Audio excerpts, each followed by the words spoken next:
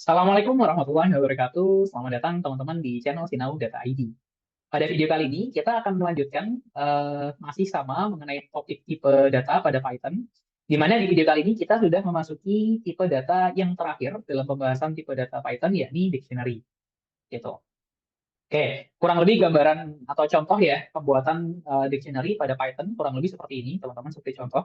Jadi nama variabelnya distinct gitu ya, sama dengan kemudian ciri khas dari dictionary itu pakai kurung kurawal ya, sama seperti set di video pembelajaran sebelumnya gitu. Kemudian yang membedakan di sini itu dictionary itu ada dua komponen. Yang pertama disebut sebagai key gitu ya, sini. Oke, kemudian ada value gitu. Antara key dan value dipisahkan dengan titik dua gitu. Nah, jadi ini contohnya misalkan anggaplah ini adalah dictionary eh, merek mobil ya gitu. Identitas suatu mobil gitu. Maka di situ ada brand gitu ya, brandnya Ford gitu ya, modelnya Mustang, kemudian year ini anggaplah tahun pembuatan ya 1964 gitu. Oke, dictionary are used, ini ada keterangannya, to store data value in key titik dua values ya, sebagai pasangan gitu. Kemudian dictionary is a collection which is ordered, urut gitu ya, changeable, bisa diubah gitu, and don't allow duplicates. Jadi dia nggak bisa duplicate ya, gitu. Sama seperti tipe data sebelumnya, yakni set. Kemudian di sini ada notes, as a Python version 3.7, dictionary are ordered, gitu. In Python 3.6 atau yang sebelumnya, dictionary itu tidak berurut. Oke, ini sebagai informasi tambahan. Tapi harusnya kalau misalkan teman-teman baru pertama kali nih belajar Python dan semisal teman-teman baru mendownload ya atau menginstal environment Python di laptop atau PC teman-teman masing-masing gitu, harusnya udah pakai versi yang baru. Oke, kemudian dictionary are written with curly brackets gitu ya, kurung kurawal and have key and value yang dipisahkan di tengahnya itu titik dua gitu. Nah, ini contohnya yang tadi ya. Sebenarnya contohnya yang tadi, mungkin saya mau nambahin satu case di mana antara key dan value itu dipisahkan dengan koma ya, teman-teman. Jadi dipisahkan dengan koma. Nah, kemudian, oke, dictionary items. Dictionary item are order. Oke, ini karakteristiknya berurut, changeable, bisa diubah. Does not allow duplicate. Jadi nggak boleh ada duplicate. Dictionary item are present in a key value pairs. Key dan value ini sebagai pasangan ya, satu kesatuan. And can be referred to by using the key name. Oke, jadi nanti kita bisa nge-refernya itu menggunakan key name-nya. Gitu. Oke, oke, kemudian print the brand value of the dictionary. Oke, ini kita coba try it yourself ya. Jadi anggaplah ini kita punya dictionary seperti ini ya, teman-teman. Dictionary seperti ini, isinya brand, key-nya, model, dan year. Gitu. Kalau spesifik kita mau tahu ini brandnya apa, ini tinggal sebutin aja nama variabelnya, gitu ya. Jadi anggaplah ini variabel name, gitu ya. Kemudian kurung siku, ini key name-nya, gitu. Nah, dia langsung otomatis akan menghasilkan value gitu ya, dari key-nya. Jadi kalau misalkan ini kita ubah model, maka harusnya yang muncul adalah Mustang gitu. Oke, sip. Gitu ya. Kemudian order or unorder. Oke, ini ada notes-nya ya, sesuai yang tadi ada ketergantungan dari sisi version berapa nih teman-teman pakai environment-nya. Kemudian changeable, dictionary are changeable, meaning that we can change, add, or remove item after dictionary has been created. Gitu ya. Jadi bisa ditambahkan, bisa diubah, gitu ya, atau bisa dihilangkan, gitu ya, ketika kita sudah membuat dictionary. Kemudian duplicate atau allow. Dictionary cannot have two items with the same key. Oke. Mungkin ini contohnya ya. Nah, ini dalam satu dictionary dicontohkan ada dua key, yakni year, gitu. Kalau misalkan ini kita jalankan, nah, oke, dia hanya akan ngambil year gitu ya, yang terakhir ya, gitu. Jadi kalau misalkan di sini kita coba aja year lagi, year, oke, 2024. Oke, kemudian kita jalankan. Oke, hasilnya adalah year yang terakhir, gitu ya. Jadi dia nggak expect punya banyak key ya, teman-teman. Jadi cuman boleh unik ya. Dalam satu dictionary itu key-nya satu, gitu. Oke, itu untuk ini ya, tidak boleh duplicate. Kemudian kalau misalkan kita mau tahu ini ya, to determine how many item dictionary has, itu sama seperti sebelum-sebelumnya menggunakan fungsi len gitu ya. Kemudian dictionary item data type sama kita kalau mau nge-consider tipe datanya apa gitu ya. Eh sorry, ini dictionary, the value dictionary can be, oh oke, sorry, itu yang type yang nanti. Kalau yang di case ini sama seperti yang list dan tuple ataupun set ya. Konsiderasi dari sisi value-nya atau tipe datanya itu bisa beraneka macam ya teman-teman. Ini contohnya brand itu string, kemudian di sini boolean, ada integer gitu, bahkan di sini ada list gitu ya. Oke, jadi bisa beraneka macam ya teman-teman gitu. Mungkin salah satu case-nya kalau dictionary ini kegunaannya banyak, apalagi nanti kalau misalkan teman-teman udah ngolah bentukannya dataset ya gitu. Di mana misalkan kita mau nge-consider banyak value ya. Ini mungkin kita bisa contohkan sedikit. Oke, ya katakanlah nanti kalau misalkan kita punya list siswa gitu ya, misalkan, oke, terus anggaplah kita punya name gitu ya, name-nya ini, oke, sorry, error, ini karena list-listnya belum ada ya. Oke, tapi harusnya ini udah aman. Which apa nih? Name list not defined. I see. Sorry. Oke, sip. Oke, sorry, ada error teknis. Ini tadi saya mau nyatain ini. Misalkan name gitu ya, di sini Amal, kemudian Rudy gitu ya, kemudian Hasan gitu. Terus misalkan skor gitu ya, skornya berapa nih mereka masing-masingnya gitu ya. Em, Anggaplah ini 100, sorry, nah, 190, 85 gitu ya. Eh, Nah, jadi ini salah satunya dia bisa bentukannya kayak gini ya. Kumpulan untuk consider banyak item gitu ya, banyak item ini masing-masingnya list gitu. Jadi bisa bisa seperti ini kalau misalkan kita jalankan. Sorry, ini name-nya gini ya. Ketik.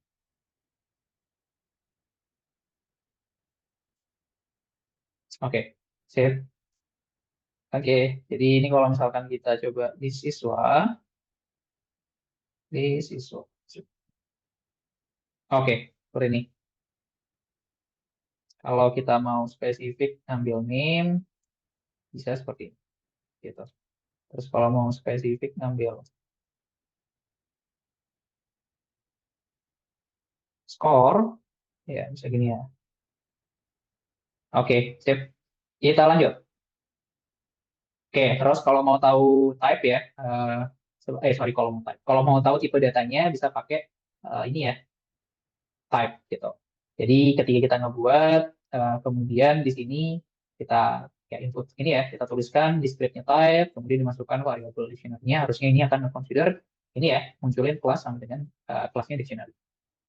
Kemudian kalau misalkan kita mau ngebuat suatu apa namanya variable dengan tipe data dictionary, bisa pakai DICT constructor gitu ya, di mana di sini dituliskan DICT, kemudian kurungnya kurung oval aja, nggak perlu dua kali ya, kayak yang sebelumnya di parset, tuple dan list, bisa kurung oval satu kali, terus masuk ini gitu ya. Eh, di sini kita nge-consider ini ya key-nya, kemudian value-nya apa, kemudian eh, ya sama ya di sini ada key-nya lagi age, value-nya apa gitu. Cuman mungkin yang membedakan sama case yang sebelumnya, nah ini ya, kalau kita ngebuat langsung itu key-nya kita kasih petik gitu ya, tapi consider di sini nggak perlu pakai petik ya key-nya gitu. Oke, kemudian ini notes yang sama ya, Python collection ada 4, list, tuple, set, dan dictionary yang sedang kita pelajari. Sip. Oke, terus selanjutnya ini gimana caranya untuk mengakses? Sebenarnya tadi kita udah singgung ya, caranya cukup mudah kalau mau mengaksesnya spesifik kalau kita mau ambil model ya udah tinggal nama variabelnya, kurung siku, masukkan nama key-nya. Jadi kita ibaratnya sesuai dictionary ya, mudahnya itu kan gini ya. Dictionary kalau misalkan teman-teman mungkin sekarang udah agak nggak zaman ya. Kalau dulu saya eh, waktu masih SD bawa dictionary gitu ya, kamus gitu ya, kita kan pasti nge-consider dari sesuai abjadnya ya. Apple kita pasti ngarah ke A gitu kan. Nah, sebenarnya sama konsepnya gitu ya. Kenapa akhirnya namanya pun juga dictionary gitu. Jadi kalau misalkan kita mau nyari model, ya udah kita spesifik aja harus tahu key-nya itu apa gitu. Kemudian there is also a method called get that will give you the same result. Oke, jadi nama variable dictionary-nya titik get terus masukin ya nama key-nya gitu. Nanti di sini harusnya akan muncul nah, value-nya gitu berdasarkan key yang diinputin. Oke, kemudian get key. The keys method will return a list of all the keys in the dictionary. Oke, jadi kalau misalkan kita pakai ini ya metode key seperti ini, yang muncul itu adalah nih key-nya aja, gitu ya, list dari eh, key dari suatu dictionary, gitu. Kemudian the list of the keys is a view of the dictionary, meaning that any changes done the dictionary will be reflected in the keys list. Oke. An example, add a new item to the original dictionary and see the keys list get update as well. Oke, jadi ini case-nya kita mau coba ini ya update gitu ya. Contohnya gini, kalau misalkan kita punya tipe data dictionary, variabelnya namanya car, gitu ya. Ini isinya adalah ada brandnya, ada modelnya, dan ada tahun pembuatannya. Biasanya kayak gitu. Kemudian X ini adalah ini ya, kita generate key dari dictionary itu apa aja. Oke. Kemudian before the change, ini kita print X-nya, gitu. Kemudian di sini kita mau ngubah nih, gitu ya. Sorry, bukan ngubah ya ini. Kita mau menambahkan untuk konteks ini, gitu ya. Jadi yang awalnya kita nggak ada color ya. Nah, di sini cara apa namanya nambahkannya gimana? Cukup mudah. Kita mau nambahin key apa nih, gitu kan? Oke, kita mau nambahin key apa gitu. Di sini color, langsung dimasukin aja value dari key-nya itu apa. Gitu. Kemudian kita coba lihat ya hasilnya nanti seperti apa. Oke, sip. Hasilnya kurang lebih seperti ini. Yang awalnya itu listnya hanya ada brand, model, dan year.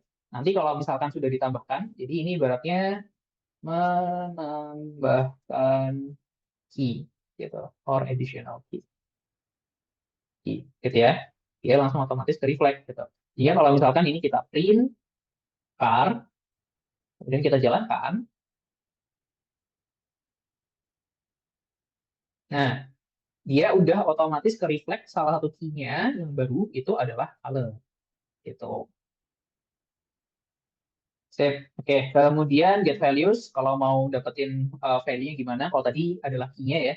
Kalau value kita bisa pakai metode values gitu. Jadi ini kalau misalkan values, nah ini dia bisa memunculkan value-value-nya aja gitu. Kemudian apa lagi nih? Make a change in the original dictionary and see the values list gets update as well. Oke, jadi case-nya kalau misalkan mau update salah satu dari key-nya gimana, cukup mudah gitu ya. Jadi kita bisa langsung spesifikin aja. Kalau misalkan nama key-nya apa, ini ya, nama variabel dictionary-nya, spesifik key-nya apa, terus langsung deh dikasih value baru gitu. Jadi kalau misalkan ini kita coba jalankan, gitu ya, ini pakai metode values ya, biar tahu value-nya apa aja. Ini udah otomatis berubah gitu. Jadi kalau misalkan kita mau mengubah value pada ini ya suatu dictionary cukup mudah gitu ya. Intinya kita paham key-nya itu apa gitu. Oke, kemudian add a new item to the original dictionary and see the values this get affected as well. Oke, ya ini nambahin ya. Oke, jadi yang awalnya nggak ada di apa namanya color sekarang nambah gitu. Oke, kemudian get items. Oke, nah the items method will return each item in dictionary as a tuple in a list. Oke, kita langsung aja. Oke, jadi kalau misalkan items itu dia langsung kombinasinya gitu, teman-teman. Antara yang ini ya, antara yang key-nya dan value-nya gitu. Jadi kalau yang sebelum-sebelumnya kan cuma key-nya aja gitu ya, cuma value-nya aja. Nah, kalau keduanya gimana? Nah, ini bisa pakai items gitu. Sebenarnya nanti manfaatnya itu akan kelihatan di case iterasi ya, teman-teman. Jadi ini eh, by konteks biar teman-teman kebayang ngapain sih kita perlu tahu atau dapetin keduanya gitu ya. Misalkan,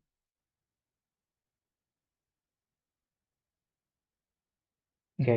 Jadi contohnya gini, kalau misalkan kita pakai items itu nanti manfaatnya gini.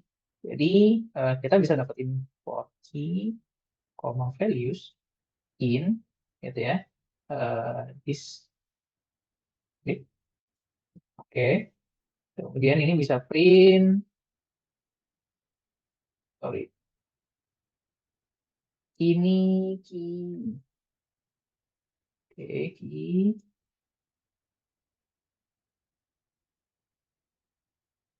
Ini value, value. Save. Sorry, belum pakai items. Nah, seperti ini. Jadi, ini ya, literasi, ini key brand, ini, oh sorry, ini belum brand. Ini value. Save. Oke. Nah, kayak gini ya. Ini key brand, ini value port. Gitu ya. Ini key model, ini value Mustang. Gitu. Jadi kita bisa otomatis langsung ngambil keduanya, key dan value secara bersamaan dalam konteks iterasi. Gitu. Nanti in detail terkait iterasi kita akan bahas di section terpisah, teman-teman. Itu sekilas aja. Jadi biar teman-teman kebayang ya, apa sih gunanya tahu gitu ya, kita bisa dapetin sekaligus key dan value-nya. Gitu. Kemudian kalau mau ngecek if a key exists, ya, itu cukup mudah juga ya. Jadi kalau misalkan kita punya suatu variable dictionary, kemudian kita mau ngecek nih apakah model itu in dictionary. Itu is sorry bisdict gitu ya, variable. Yes, model is one of them.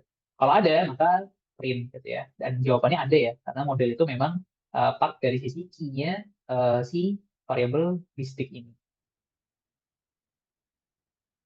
Oke, kemudian kalau change, ini sebenarnya tadi udah dicontohkan ya, caranya cukup mudah, spesifik aja. Intinya kita perlu tahu nama key-nya apa, kemudian di-update value-nya, gitu. Atau kita juga bisa pakai metode update, gitu. Caranya gimana? Ini contohnya, kalau misalkan kita udah punya dataset ini ya, disk, kemudian ya udah pakai metode update, kemudian di sini kurung oval, kemudian di dalamnya spesifik sama nih kayak kita bikin dictionary sebenarnya. Gitu. Jadi spesifik year, kemudian value-nya 2020 gitu. Jadi kalau misalkan ini kita jalankan, nah hasilnya sama seperti ini. Year-nya ini ya udah terupdate gitu. Sesuai konteks yang ada di sini. Oke, sip. Untuk itu change. Nah, kalau nambah sebenarnya tadi juga udah dicontohin ya di second sebelumnya juga ya. Tadi cukup mudah ya teman-teman. Intinya kita tahu variabelnya apa, kemudian sorry key-nya itu apa, misalkan di sini color, terus ya udah set aja value-nya. Langsung dia otomatis akan menambah gitu. Kemudian bisa juga pakai cara update ya. Bisa juga pakai cara update. Jadi yang awalnya nggak ada color, update terus di sini dia kalau update itu dalamnya kayak kita bikin dictionary biasa aja gitu. Jadi nah ini udah otomatis dia akan ditambahkan gitu. Nah, nextnya kalau misalkan menghapus gimana gitu ya. Nah, salah satunya kita bisa, jadi ada several methods ya, ada beberapa cara pendekatan untuk kita remove. Salah satunya adalah dengan cara pop gitu. Nah, ini contohnya misalkan kita mau menghapus spesifik ya, key-nya itu model. Ya udah gitu. Nama dictionary-nya ini variabel ya maksudnya, kemudian titik pop, masukkan key-nya gitu. Jadi kalau misalkan ini dijalankan, udah otomatis modelnya ini akan hilang. Kemudian ada juga pop item. Ini metode untuk remove last inserted item gitu. Terus di sini ada keterangan inversion before sebelum 3.7 random item is removed instead. Oke. Jadi spesifik kalau misalkan yang di case ini gitu ya. eh, ini contohnya misalkan kita punya suatu variabel ada key-nya brand, model, year, kemudian kita jalanin pop item nih. Apa yang akan terjadi? Oke. Nah, yang akan terjadi ini yang terakhir hilang ya.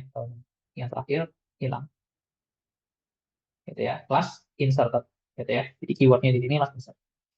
Kemudian kalau del ini keyword untuk remove ya item spesifik key name.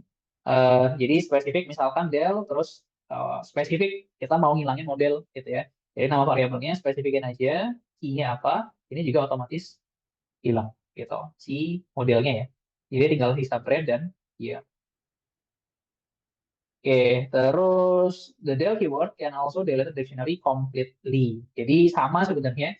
Intinya del itu menghapus variabel, mudahnya kayak gitu ya. Jadi kalau misalnya del variabelnya apa, ya udah dia otomatis akan hilang. Jadi yang awalnya diketahui, gitu ya, sekarang jadinya kalau misalkan di print nggak ada, gitu ya, karena dianggapnya sudah tidak ada atau di delete, gitu. Dan ini yang case terakhir clear. Nah, ini method empties the dictionary, gitu ya. Jadi kita bisa nge-clear nih. Kalau nge-clear tuh ya dia nggak ada ya ya ada jadinya kosong gitu ya. Kurung kurawal aja case-nya di sini gitu. Oke, sip.